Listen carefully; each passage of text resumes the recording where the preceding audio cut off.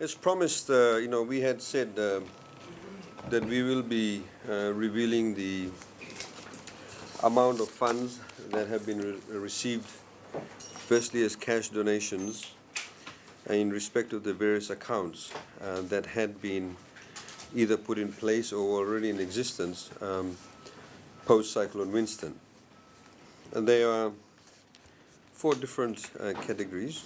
The first one, of course, is the Prime Minister's National Disaster Relief and Rehabilitation Trust account that is set up through the Ministry of Economy with the respective banks, Bank of Baroda, Westpac, ANZ, HFC, Bread Bank and others. In those accounts, a total of $10.753 million was received, put in as cash donations, of which $8 million has been used for the Help for Homes initiative. So we have a balance of about $2.7 million in that account. We will be giving you these tables, so you may want to just relax and so you have the exact figures. So that's the first set of trust accounts.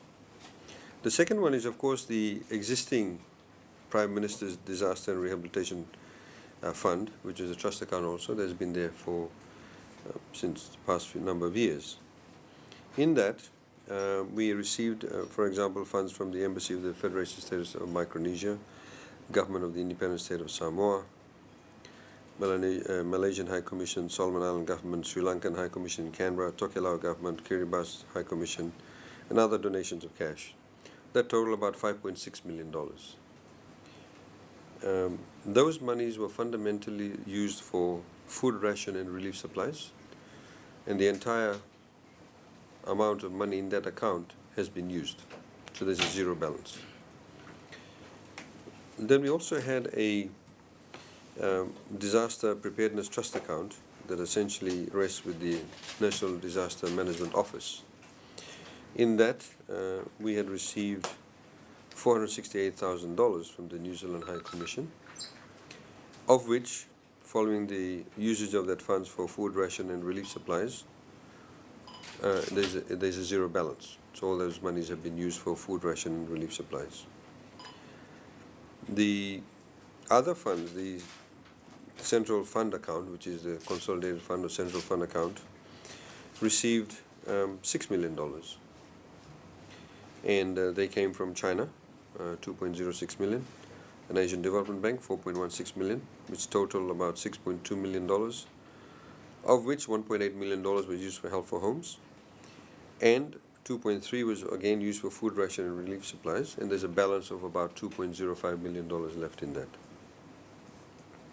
Now the first account that I read, the Ministry of Economy Trust Fund accounts that were set up, in these, I should have probably said this to you earlier on, you had funds from the High Commission of India, 2.03 million, Vanuatu Government, 188,000, Government of Mauritius, 620,000, Republic of Nauru, 153,000, Tuvalu, 249,000, Niue Commission, 58,000, Royal Thai Embassy in Canberra, 51,000, Georgia, 103,000, Korea, 105,000, Brunei Dar es Salaam, 75,000, Marshall Islands, 63,000, the Fiji Consular General's Office in Thailand was 21,000, from Indonesia was $2.06 million, and of course from the Fijian mission to the United Nations about 119,000.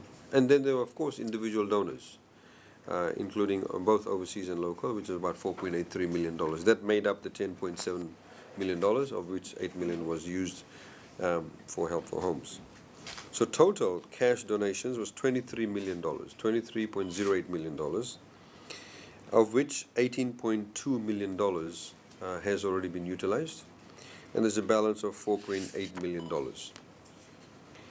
in those accounts. Now, we've also prepared for you the aid in kind that was received by Fiji, not the government, but Fiji. And what this essentially means is that you have individual donor countries that would have given donations to third parties like Red Cross, and various other NGOs, or would have, for example, provided for other assistance in terms of providing, say, naval boats and other infrastructure that were needed, but they did not include any funds being given directly to the Fijian government. Now, the Fijian government, of course, does not have the ability to assess exactly what was the cost associated with that. So if a naval boat, for example, came from Australia and New Zealand to Fiji, the cost of the fuel of the boat, the cost of the personnel, the soldiers that came, the cost of their food, etc., was obviously borne by those governments. We do not know how much it cost them.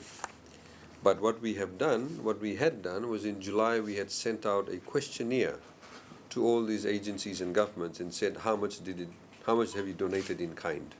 And they've sent us their responses. So we'll give those to you too. There are two categories.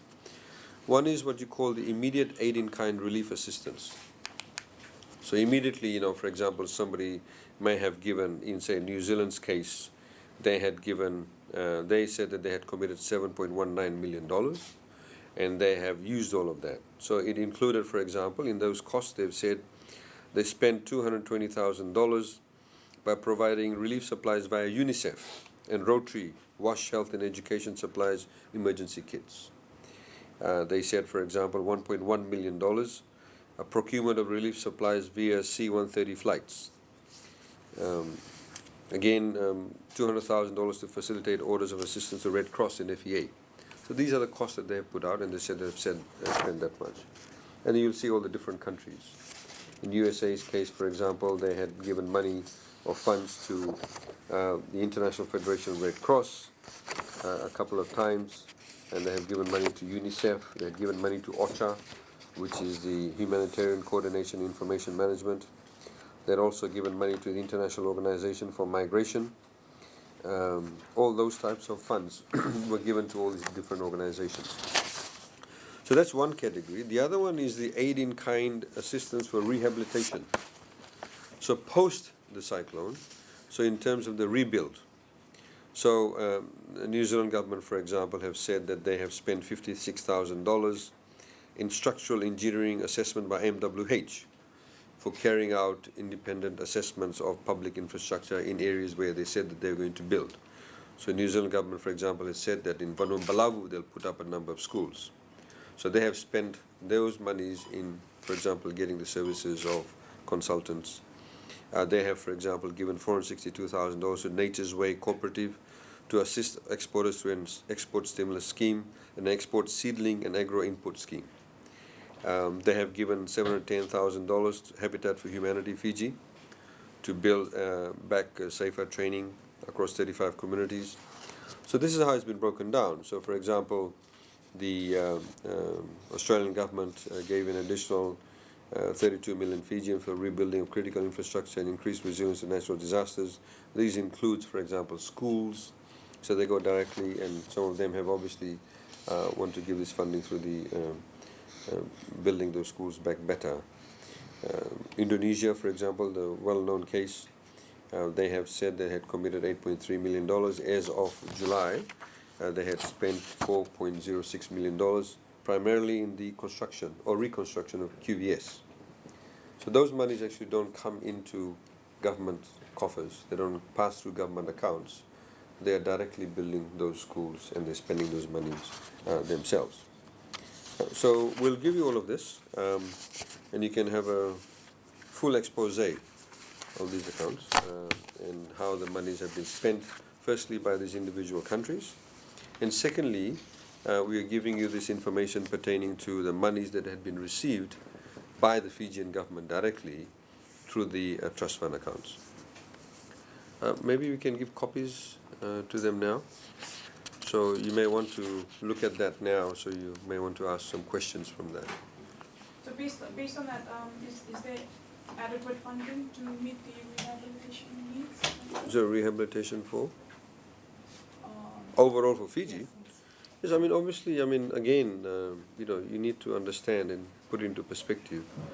Then when you say rehabilitation, you need to have the capacity to be able to carry out the rehabilitation. As you know, there's major infrastructure works going on, building of Irish crossings, bridges, etc. And of course schools. With the schools directly, we are spending about in excess of $132 million for the major grade category 3, 4 and 5.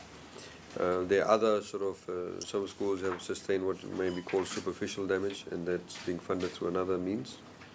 And then of course there's the rebuild of public buildings such as government quarters, nursing stations, and of course various other government facilities like agricultural buildings that have been damaged, agricultural stations.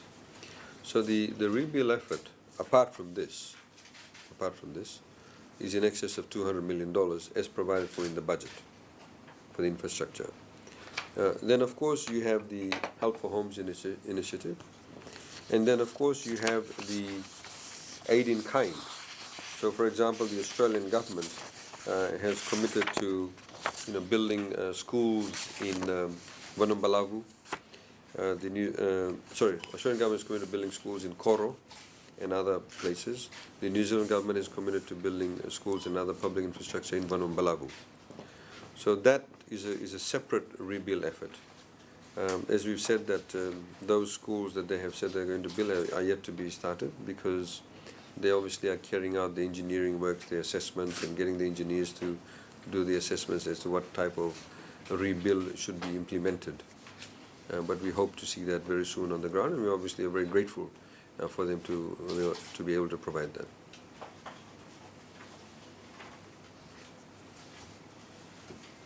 So on the issue of shortage of hardware under the reform initiative, could you just specifically clarify what sort of materials are shortage in Fijian? Well, I don't know if you were at the press conference we had yesterday. We gave some statements on this. But we met with the hardware companies. Some of the hardware companies and some of the suppliers of these goods under the Help for Homes have performed really well. They have 100% in respect of their deliveries. Whatever orders were placed, they've already delivered their goods. Some of the others are not performing as well. But initially, when we had discussions, and it was a fact that there was a shortage of timber and steel, which primarily goes towards making roofing material. But we are now told that that shortage is no longer there. One of the issues that was raised, that some of the hardware companies are facing a short supply of concrete blocks, because you have to understand that everybody is reconstructing, and sometimes some hardware companies have a direct relationship with a brick or block maker, and they are not able to keep up with the pace, but others have said that they have the supplies, or to be able to source the supplies. But fundamentally, we do not see that as a major issue for most of them. But I think now is the question of logistics. We've also come across some other challenges that are not necessarily the fault of the hardware companies, but it's the people who have actually wanted goods. They are not available to receive the goods. Some people have moved homes, so they're trying to chase up on that. But we can give you a fuller brief by next week. We've asked the hardware companies to give us the strategies they'll put in place to ensure that we expedite the delivery of goods. And of course, if people aren't available to receive it, then we intend to put out notices next week or week after next and get back those cards and the value attached to those cards. So also it is believed that Ministry of Economy was supposed to conduct an audit regarding this initiative to ensure that the fund given is used for what is being given. Sure. No, they have audit teams all the time on the ground. They do random audit checks, of course. And the random audit checks are, for example, if you've come along and you've said my roof's completely blown off and so therefore I need 3,000. Sometimes there may be some suspicious applications made. So the Ministry of Social Welfare and Poverty Alleviation may report that to the Ministry of Economy audit team. Or alternatively, audit team may just go and do simply random checks. So there have been, of course, as you know, there's been a few cases that have already been brought to the police. People have been charged where they have made false declarations. So that audit is ongoing. So in a departure from today's press conference, Yeah. last week or the week before, you had a meeting with the trade unions, and today you were to meet with the Fiji Teachers Union. How did the meeting go, and what was the outcome of it? That was in regards to some issues they had with the education ministry. We had a meeting with the public sector unions. They call themselves the Confederation of the Public Sector Unions, which includes the Fiji Public Service Association, the Fijian Teachers Association, the Fiji Teachers Union, the Fiji Nursing Association, the Public Employees Union, and I think there's one other union whose name escapes me. But we had a meeting with them, and as you know that we told the media about what the contents of the meeting entailed.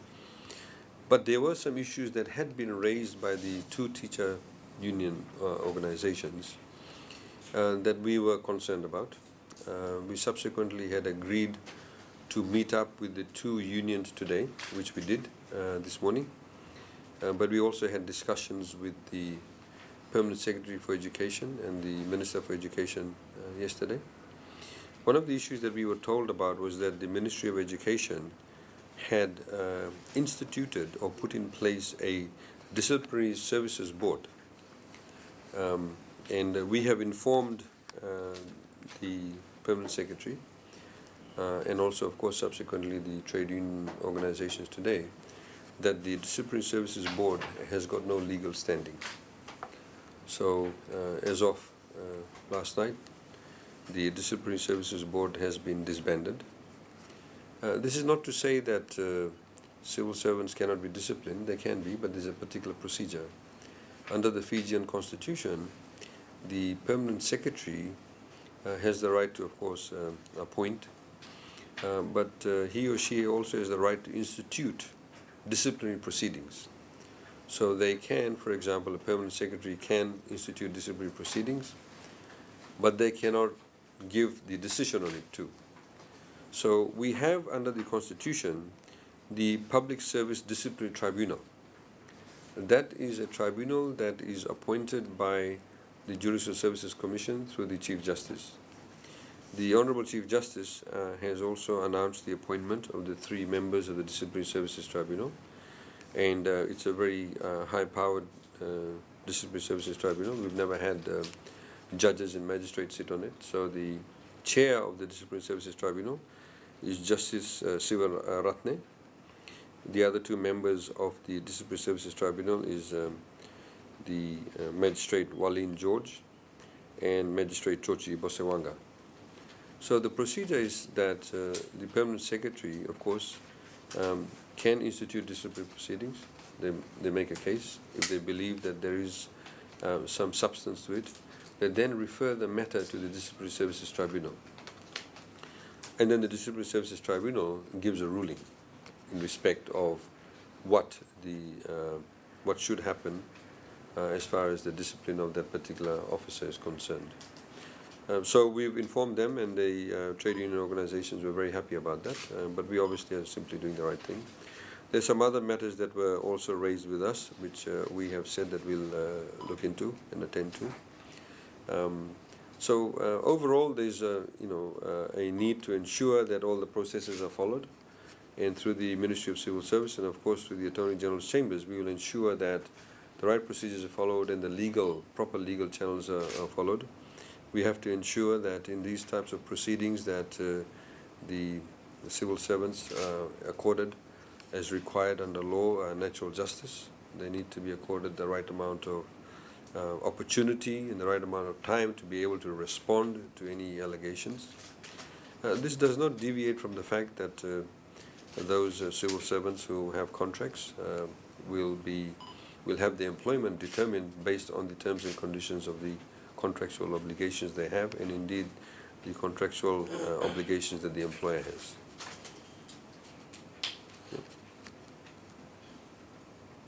Any other questions? Do you want to come back to the table? So these accounts are still open for more donations, or what's the case? Yeah, I mean, we regularly meet people who say, we've got some money, we want to give some money. As you can see that from the accounts that the first one, which is made up of all those different banks, has $2.7 million in it.